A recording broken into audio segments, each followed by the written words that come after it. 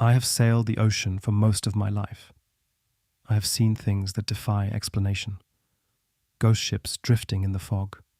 Families that vanished without a trace. I have learned to accept the unexplainable, to keep moving, to never look back. But nothing, absolutely nothing, prepared me for what I saw rising from the Atlantic. A house, a full three-storey manor house, floating in the middle of the ocean, 100 miles from any coast, 1,000 miles from any explanation. It had been drifting for over a century. And somehow, it was still waiting. Waiting for someone to come close enough. Waiting for someone curious enough. Waiting for someone foolish enough to open that door. My name is Michael, and I should never have let them go inside. Ghost ships are more common than you think, but don't get excited. Only takes one mistake for a boat to get loose from port in a storm. And there are millions of yachts all over the world. A well-made ship can float on ocean currents for years, so long as it stays away from any rocks. Can be decades before it ever crosses paths with someone. Most boats have AIS on them, little signal that lets the world know who you are and what you're doing. A smart owner will also have GPS. When ships get loose, the owners usually contact the Coast Guard who'll go pick them up. But sometimes, for whatever reason, the beacon might not work, or the owners might not have had them on there. In these situations, you'll only know if you're close to one of these things when they pop up on the radar. I've had this happen once, and unlike most lost ships, it hadn't been because of a storm. It was a yacht that had been owned by a family holidaying in Thailand. They'd gone out for a short day trip, logged it with the harbor, then never came back. There was a search, but no sign of them was found. 6 years and a couple thousand miles later, I saw the sun-kissed float into view, emerging from the cold morning vapor like a ghost in the fog. I knew it wasn't manned from the way it moved, the way its wooden bones creaked mournfully in the cold and damp. When I reported it, the Coast Guard gave me the bad news about the boat's circumstances, told me I had to moor with it and wait till someone came to pick it up. This wasn't just lost property. There were grieving relatives out there waiting to hear news of what had happened to this missing family. I had an obligation. I didn't want to. Something awful sad about a lost boat. But the sun-kissed felt somehow worse than that, even from afar. The sails lay unfurled on deck, all bundled up like bodies in the morgue, fabric lifting gently in the breeze. I tethered my own ship to it and climbed down, listening to the unnerving silence of a perfectly calm sea. Below deck looked like a war zone, smashed plates, tables snapped in half, ceiling panels loose. I wondered if the boat had gotten tossed around inside a tornado. Maybe the family had gone overboard all at once. But when I checked the master bedroom, the door had been wedged shut. It opened just enough to let me, it wasn't locked, but that was it. So I went and found a window that let me look inside. Someone had piled everything they could find up against that door. They had even used random bits of wood to reinforce the barricade. But there was no sign of who'd done it, just an empty room with no way in and no way out. The only other thing of note was a bedsheet they draped across one wall and painted the image of a house onto. Looked like a manor with a tower, one lone window at the top, all lit up. The house itself was painted, so it sat on top of rows of wavy lines, making it look like the house somehow floated on water. It was a strange addition to an already extremely strange situation, and something about it got under my skin. I went back to the door and kicked hell out of it until the whole thing broke down, and I could get in. The stink was terrible, sickly sweet, but rancid, like a moldy apple core you find crawling with wasps. To step inside, I had to push my way through shin-high piles of old clothes and plastic bags full of bottled piss and excrement. The bed was done up like a nest, telling me that someone had lived there in squalor for God knows how long. Begged the question, why? I wanted to know. Had to know. Found myself thinking it was the picture that had answers, and I stared at it for longer than I'm comfortable admitting. Had the parents gone overboard in a storm and left the child alone? Was that picture just some kid's way of remembering their lost home? When I reached out to touch it, something from behind it reached out to touch me in turn. The effect was like the whole world dropped out from under my feet. I got so scared that I cried out and fell over trying to get away.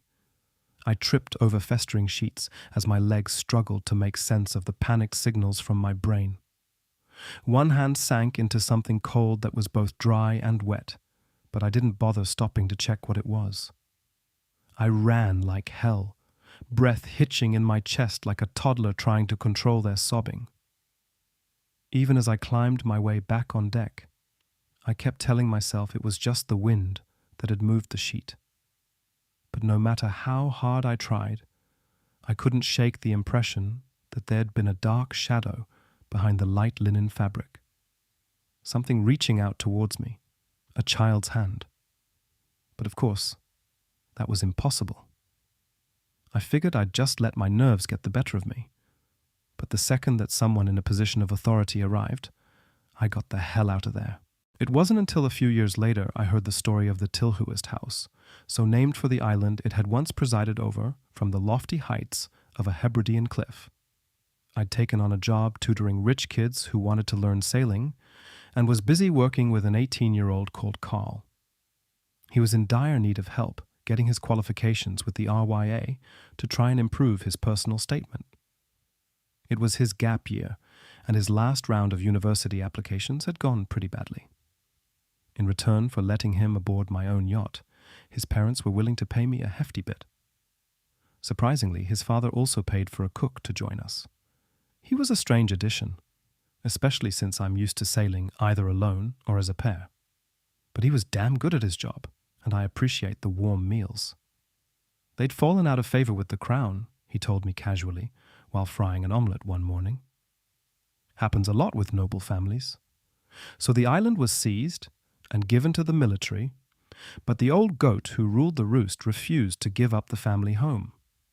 In a final act of spite, he used every last penny left in the coffers to have the house shipped, whole and intact, from Scotland to America.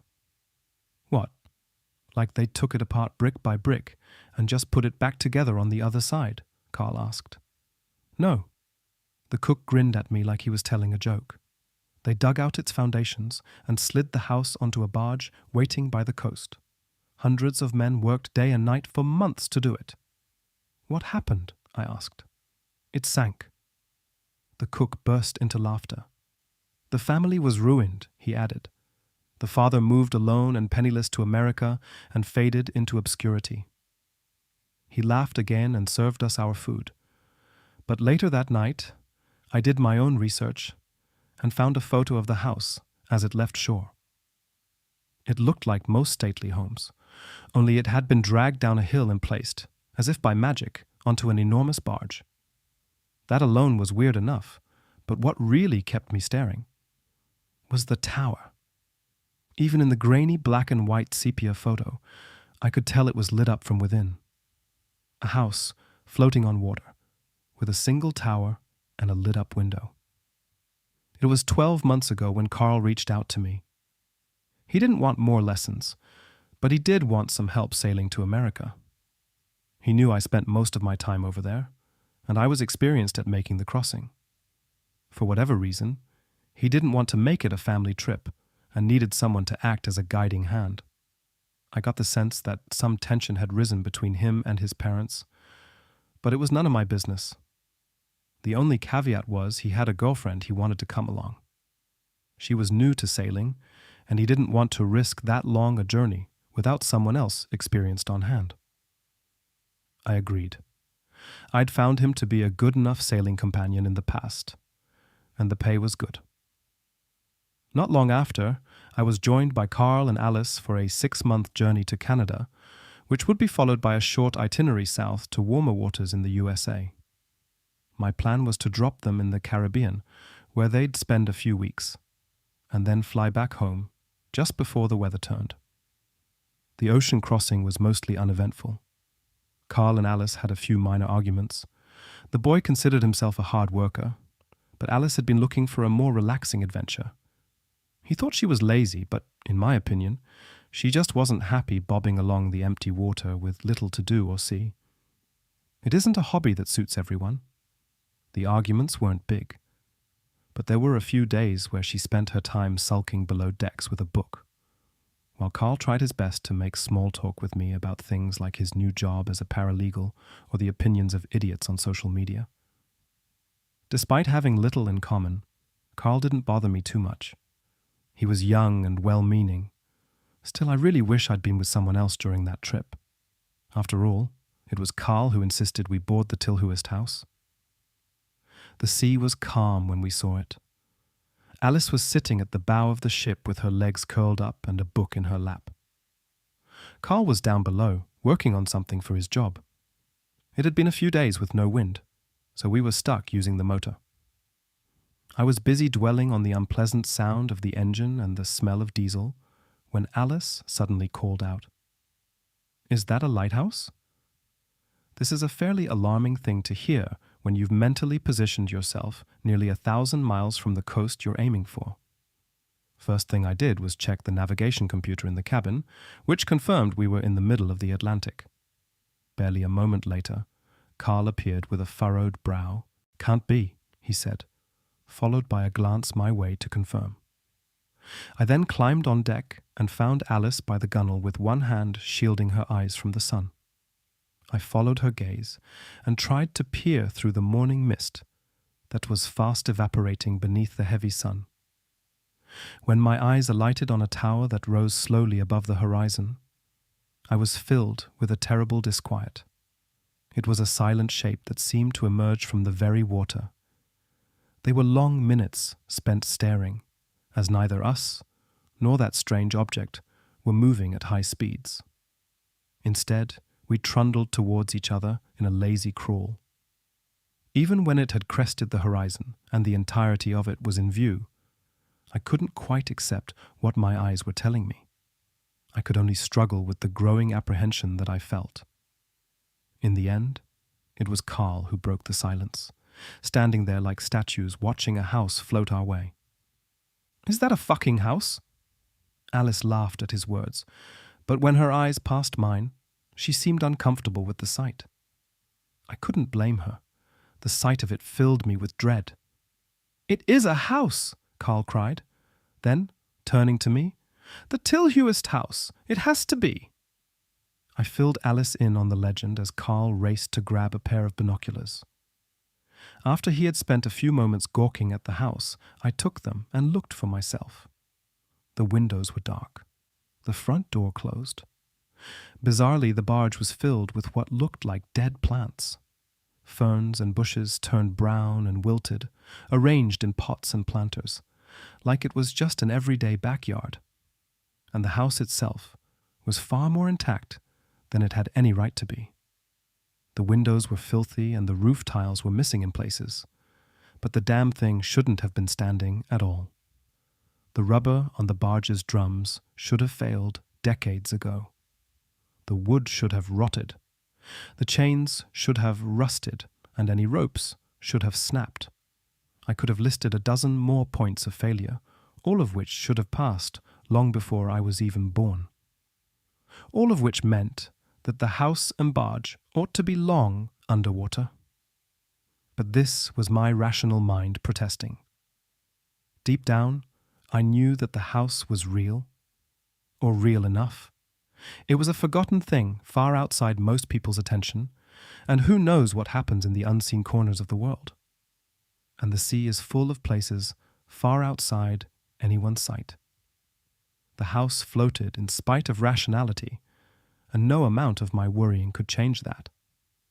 We made no course correction during that long hour, but still the house drew nearer. Looming towards us, with a quiet certainty that unsettled me for all its confidence. The house didn't chase us. It didn't have to. At some point, it even slowed down. It was Carl who had the sense to get behind the helm and take control in case things hadn't gone so smoothly. I could only stand, frozen in terror, as half my eyeline was taken up by the ever-growing spectacle of a 3-story manor house, a creaking, groaning monstrosity made of wood, brick and plaster that twisted in strange buttresses and extensions that defied any kind of architectural planning. Only when its timber frame groaned with exertion and its velocity slowed to a crawl and it finally, agonizingly, bumped against my own yacht, did some part of me decide it was time to leave. I tried to collect myself, looked around and briefly tried to think of a plan. I had just figured out that I'd tell Carl to hit reverse when I saw a flash of color in the corner of my eye. He had climbed the rails and jumped onto the barge. "What the fuck do you think you're doing?" Alice screamed the words just as her boyfriend turned and gave her a big grin and a thumbs up. He must have heard her, but he clearly wasn't interested in the warning. "It's fine," he cried while securing the lines between the two vessels. "What are you so scared of?" Alice looked at me as if I might offer up some kind of answer that wouldn't sound insane, but I struggled. The mere sight of him on that floating island was like a shock to the system, like driving by a tall building and glimpsing someone hanging off the edge of a high window. Most of what my brain kept telling me was along the lines of get away from it, because the damn thing shouldn't exist. "It might not be safe," I eventually cried. "It could sink at any moment."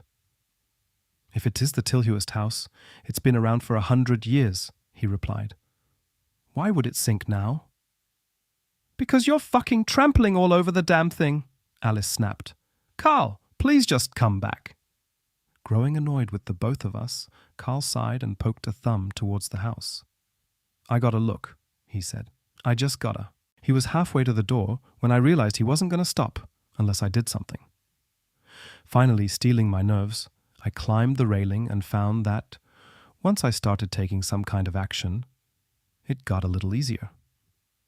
Pretty soon I was jumping down onto the strange wooden beams of the barge, where I quickly noticed the thin layer of algal slime that made them as slippery as ice. I had only taken a few careful steps when Alice cried out, "Carl!" I looked up to see the front door open and the young man nowhere in sight. "Don't worry," he cried out from somewhere within.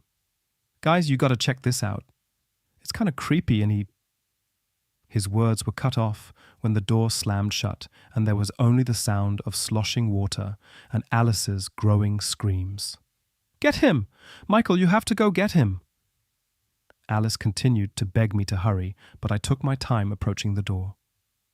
That place was an unknown, and it sat strangely on the senses. An old wooden deck covered in ancient potted plants, and even a goddamn bench, like I was just walking on my grandmother's patio. Before I reached the door, I glanced quickly through the nearest window and saw a dust-covered living room in that busy pre-war style you might sometimes still find in the houses of centenarians. Every surface caked with dust so thick that nothing of the furniture's original colors could be seen. The air was alive with the stuff, eddies of it whirling in the sunlit rays interrupted by my own shadow. But there was no sign of Carl, only a single hallway with an open doorway, the shadows beyond as black as printed ink. Taking a deep breath, I pressed onto the door and had just reached for the handle when it was snatched from my hands, and Carl stumbled towards me. I cried out in fear, not just as the suddenness of his appearance, but the way he came out of the dark with wide eyes and pale skin. He looked more like a corpse than the lively young man I'd been looking at just moments ago. He was clutching his one fist in the other, squeezing tight around 3 bloodied stumps, where there was nothing above the knuckles. Blood dripped down his trousers and stomach, and somehow coated most of his face and chin. I barely managed to utter some kind of question when he collapsed forward into my arms, and we were both sent falling towards the floor. I did my best to catch him, but the impact was hard on us both. I hurt my back, and he rolled off me, grunting in pain as he moved onto his wounded side. I quickly regained my feet and began helping him upright. I had one arm under his when he tensed up, freezing like a man terrified. His eyes had fixated on the door behind us. It had been left ajar, open no more than an inch. Slowly the handle turned, and the door closed with terrifying deliberacy. We left immediately. The house followed. We had motored away nearly half a mile when the barge, creaking and groaning like a terrifying monster of the deep, began to glide after us. Carl screamed as this happened, even though he was below deck at the time. I might have wondered how it was possible he knew what was happening, but I felt it too, felt the gaze of that thing upon us. My heart raced for hours afterwards. Even after I had set our course and climbed down to find Alice gently stroking the shivering face of her boyfriend, I looked around for something that might help us, but there was nothing I could do. Instead, I sat anxiously and listened as Carl finally stopped screaming and began to mutter a peculiar but haunting phrase. She'd no choice, she'd no choice, she'd no choice. Nothing I did could get him to stop, and while Alice was committed to staying by his side, I struggled to ignore his desperate whispers. They wormed their way beneath my skin and added greatly to the panic I fought to control. After deciding there was nothing for me down there, I returned to the cabin and stared at the sea behind us, lit pink and purple from the setting sun. I did my best to ignore the silhouette of the house as it trundled in our wake, and instead focused on the radio which I used to try and call for help. But the handset did not respond the way it ought to. Picking it up, I received no signal whatsoever. Turning to the right frequency, I sent out an SOS anyway, hoping to hell that someone nearby might be able to come help. We had an injured party, I said. We needed medical assistance right away. For a long time there was no response. I began to wonder if the handset was even switched on when suddenly the speaker burst to life. The voice was small and breathy, like a child who'd spent a long time running or possibly even hiding for their life. The words themselves, however, were very familiar. She'd no choice. She'd no choice. She'd no choice. I took an early shift sleeping, figuring I'd wake up around midnight and keep an eye on things while Alice and Carl slept through until morning. At first, I thought I might find it hard to sleep. I was worried about what might happen if the house caught up to us, and my mind was racing with a million other questions about the logic of it all. But stress is a powerful sedative, and sleep came easier than I thought, leaving me in a dreamless slumber. When I awoke, there was the sense that very little time had passed, but the clock beside my bed told me it was 3 a.m. Any anger or frustration I felt at Alice for getting to wake me up quickly dissipated as I sat up and the atmosphere of the yacht sank in. It was quiet. No motor. No flapping sails. No one was out there rustling around in the kitchen or the head. I held my breath to try and listen more closely, but there was nothing. It was a long time that I stayed there, before the gentle lapping of a calmed sea was finally broken by 3 heavy footfalls from the deck above. They were slow and deliberate, and I couldn't work out where they started and led. But there was something unsettling about their rhythm as they told me nothing about who made them or why. I grabbed a knife from the kitchen before raising my head above the hatch. It was pitch black out there. No moon. Only stars, and the filmy reflection of a seemingly infinite ocean. With the engine off and the battery dying, the lights in the cabin no longer worked, and I had to rely on a flashlight to slowly scan the deck. but it was empty. No sign of who'd been stomping around up there, even though only minutes had passed since I'd heard them. I dropped back down below and looked around for Alice and Carl. But the cot where Carl had lain just hours ago, babbling and whimpering as his girlfriend tended to his savaged hand, was now a knot of bloodied empty sheets. A cup lay knocked over by the floor, and I couldn't help but imagine some kind of struggle to explain how it had gotten there. But that told me little about where anyone was. My first priority was to get power back up, but I soon found that the keys to the engine were missing. Worse yet, the spares were gone too, even though they had been kept in a locked drawer by the navigation table. Someone had opened it with no muss or fuss, either guessing or somehow knowing the combination to the lock I used. Accepting that I was stuck in the dark, I began to look for Carl and Alice using just the flashlight. There were only 5 compartments on that yacht, and I checked each one, and then, driven by a growing sense of panic, I checked them again. And then, just to be sure, I checked one more time. I circled the quarters, opening doors and whispering, then crying, then shouting for this hideous joke to stop. But no one came to help. I returned to the deck and searched there, but there were only a few blood streaks leading to the aft of the boat. I looked overboard, gazing anxiously at the water around me. Had they gone overboard? I tried peering deep into the water below, but there was only darkness down there. And then I scanned the distance, but my light struggled against the immense blackness of a moonless night, and reached only 10 or 20 feet in any direction. The sea was maddeningly calm. It was larger than all the continents, and deeper than any skyscraper. It seemed impossible that I could find myself looking at ocean water where the waves didn't even break, but instead rolled lazily like the sloshing in a paddling pool. The sea offered not even so much as a breeze to help me get going, because that was all I needed. Just a bit of wind. With that, I could get myself to busier waters and find real help. But without wind or an engine, I was stuck drifting. And what of Carl or Alice? The dinghy that served as a lifeboat was still secured to the aft. If they'd left the yacht, they'd done so by swimming. That was surely an insane thing to do.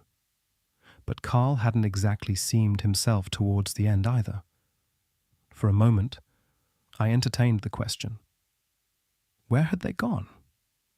But that was a stupid thing to do.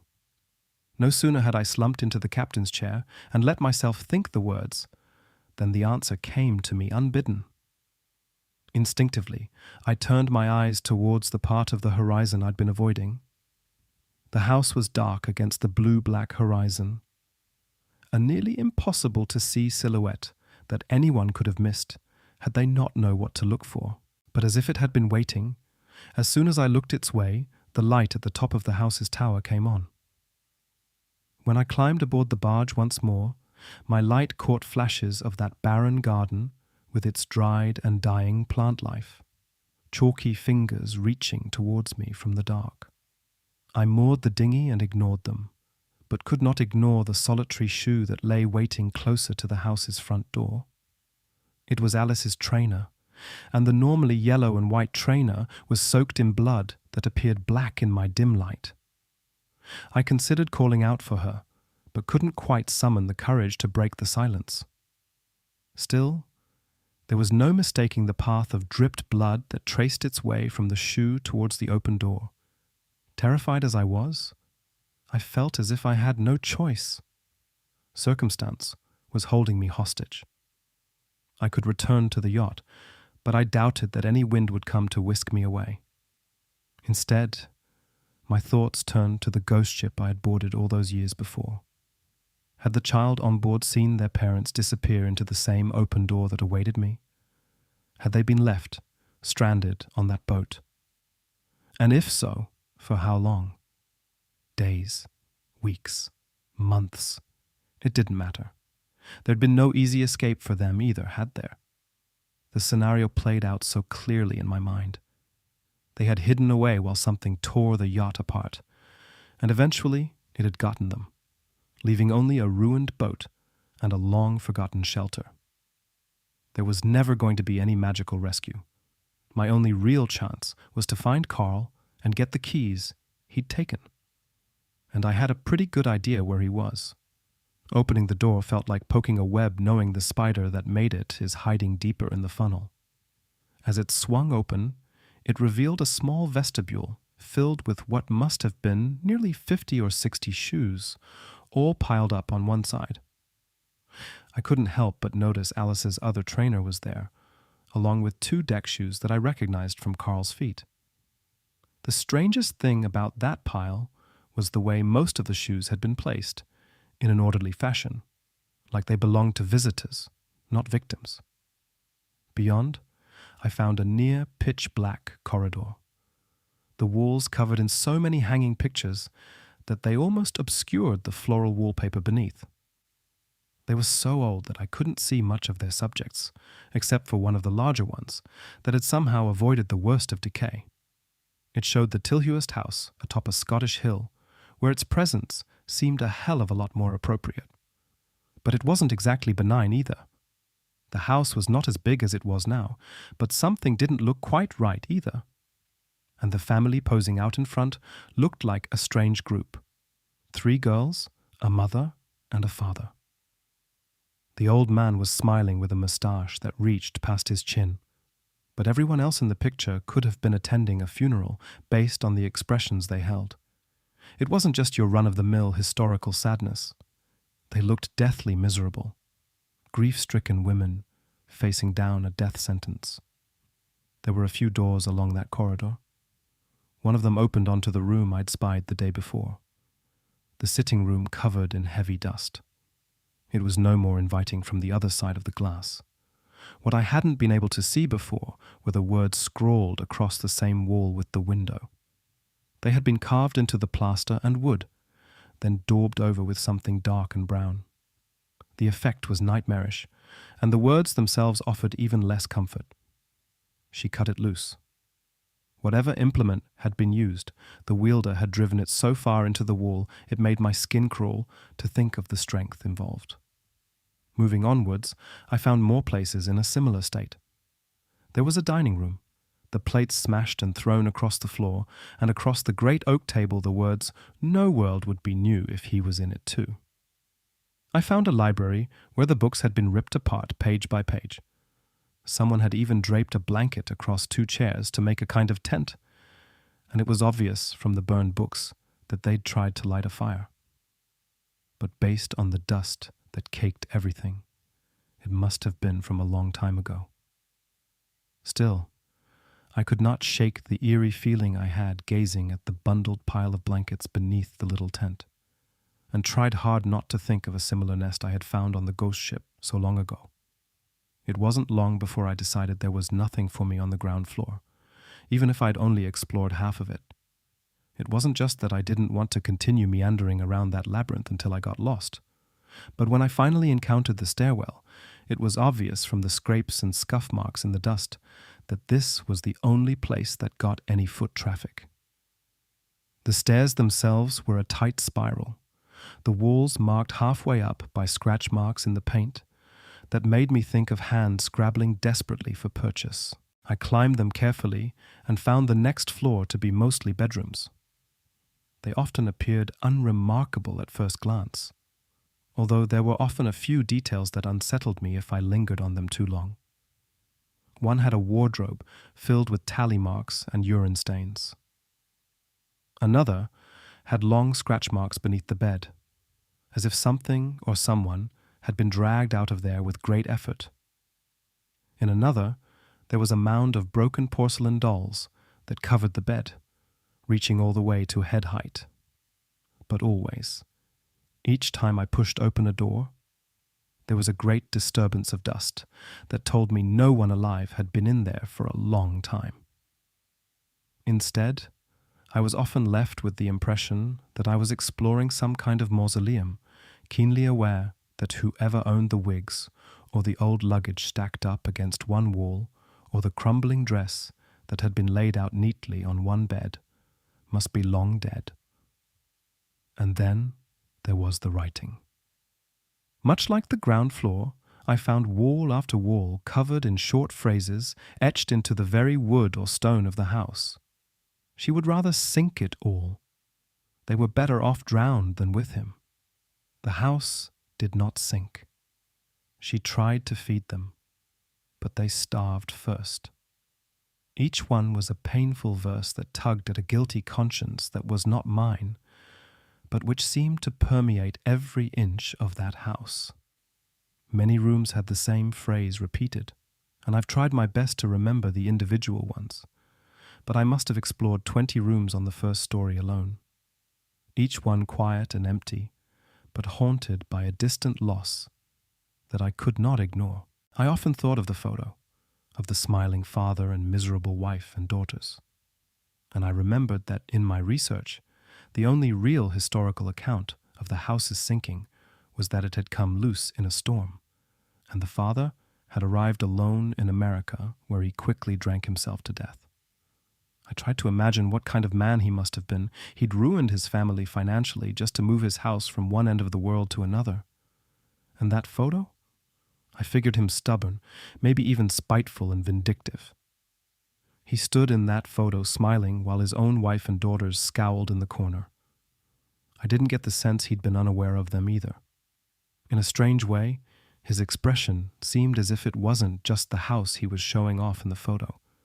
He was almost proud of his family's misery. Had his wife cut the barge loose from its tow partway through the crossing, rather than spend the rest of her life with him? It made a twisted sort of sense, but that was only part of the picture. She tried to feed them, but they starved first.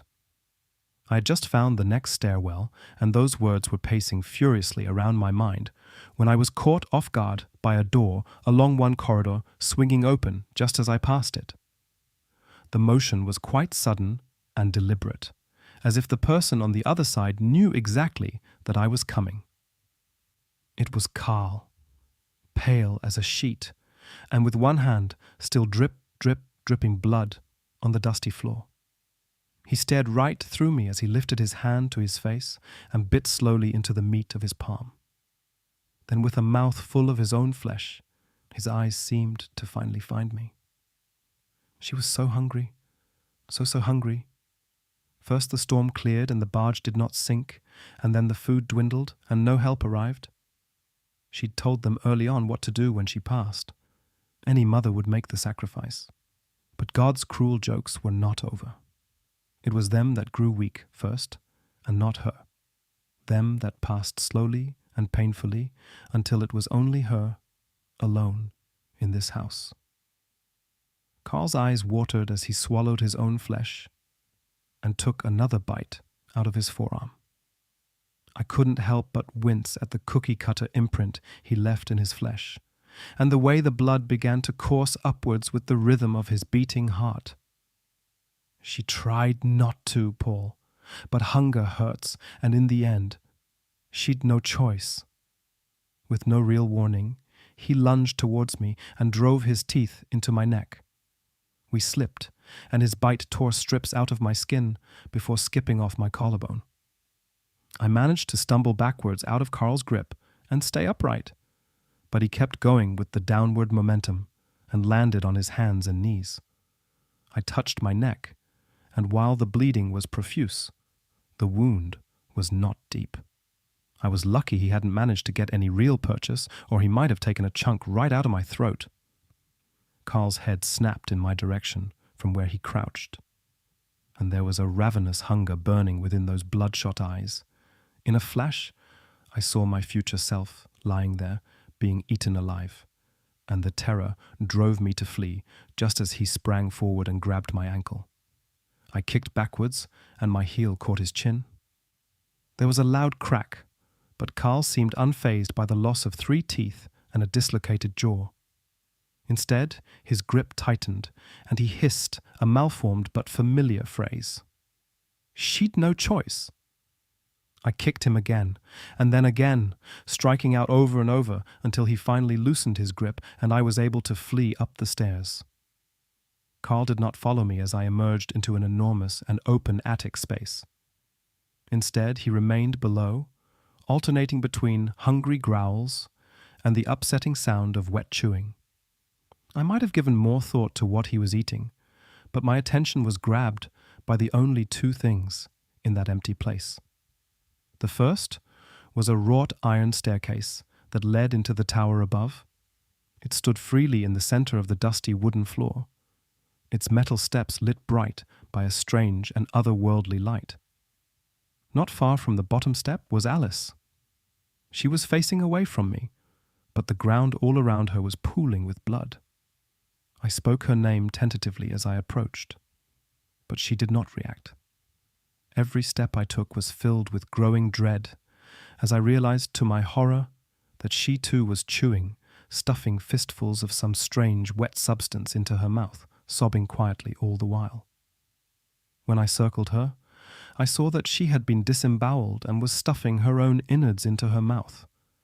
Her teary eyes noticed me then, and turned towards me in desperation and despair. "It hurts," she said, her words muffled by a full mouth. "God, it hurts so bad. But I can't stop." She reached a hand out to me and something red and wet slipped out of her palm and struck the dusty floor below. "Are you hungry too? Do you feel it?" I would have spoken, but knew that to open my mouth would invite vomit. Instead, I shook my head and stepped backwards. "No," she muttered sadly. "No, you wouldn't, would you?" She told me plain as day when she came to me. Alice looked down towards her own split stomach and sobbed again. This hunger is only for parents. It was a dreadful realization that dawned on me as I gazed at her open stomach and followed a trail of splattered blood leading from her prone form to the nearby stairs. The unspoken tension between the couple suddenly made sense to me in that moment, as Alice had clearly been struggling throughout the journey with an unplanned pregnancy.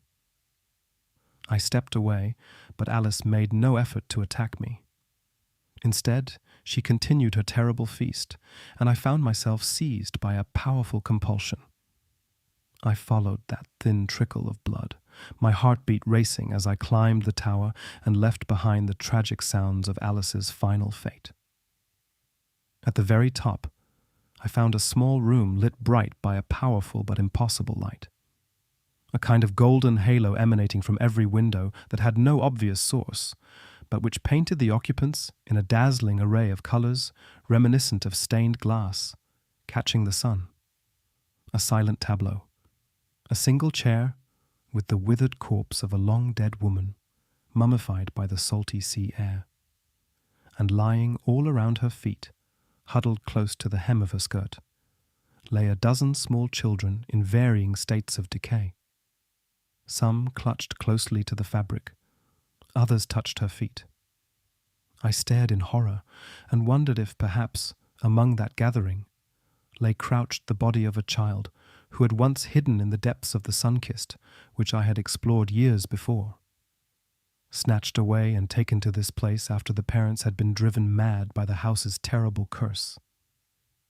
Slowly, the eyes of every child turned to look at me, their paper-thin skin wrinkling like old wrapping paper.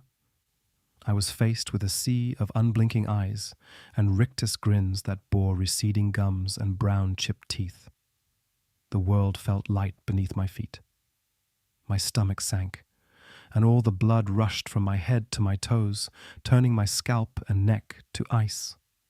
For a moment, time seemed to pause, and I was aware only of the distant sobs of Alice and the gentle lapping of seawater that was almost perfectly still.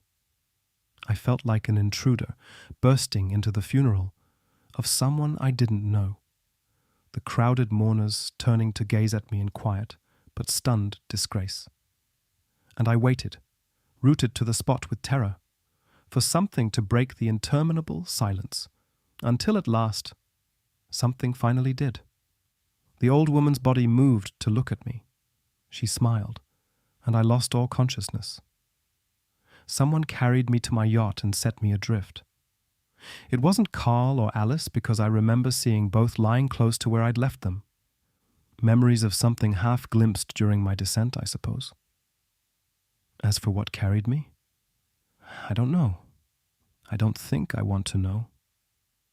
In a strange way, it was like when you fall asleep as a child and wake up in your own bed, having been taken there by a parent. A terrible thing to admit, given what I'd seen. But that's how it felt. Warm. I spent a few more weeks floating on that calm sea before the wind finally returned, and I was back on the familiar choppy waters of the Atlantic.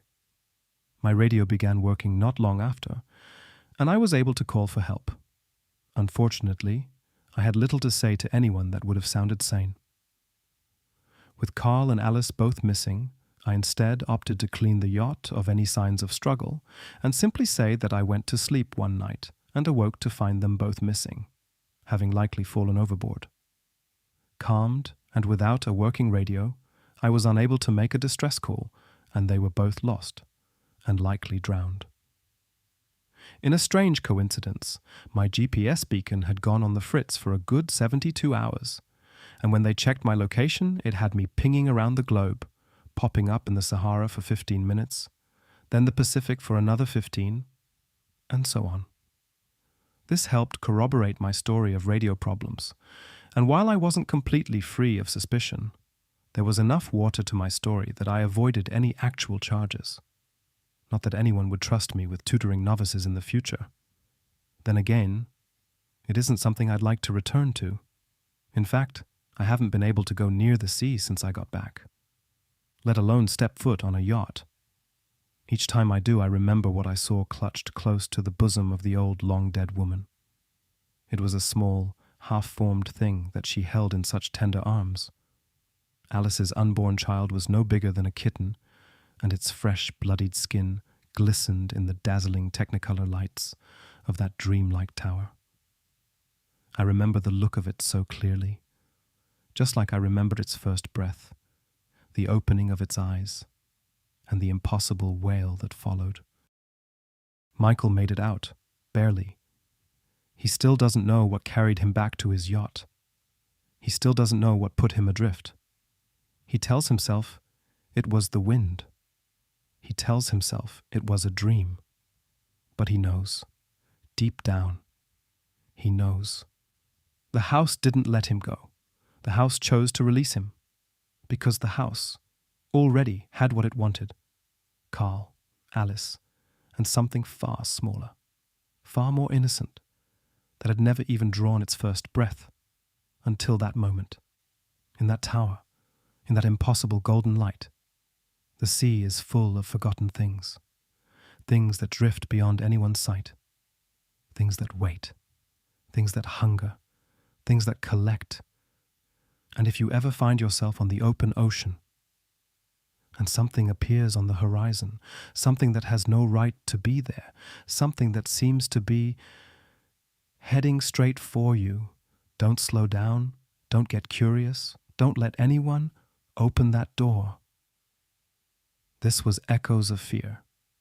If this story haunted you, you already know what to do. Subscribe, leave a comment, and I'll see you in the next echo.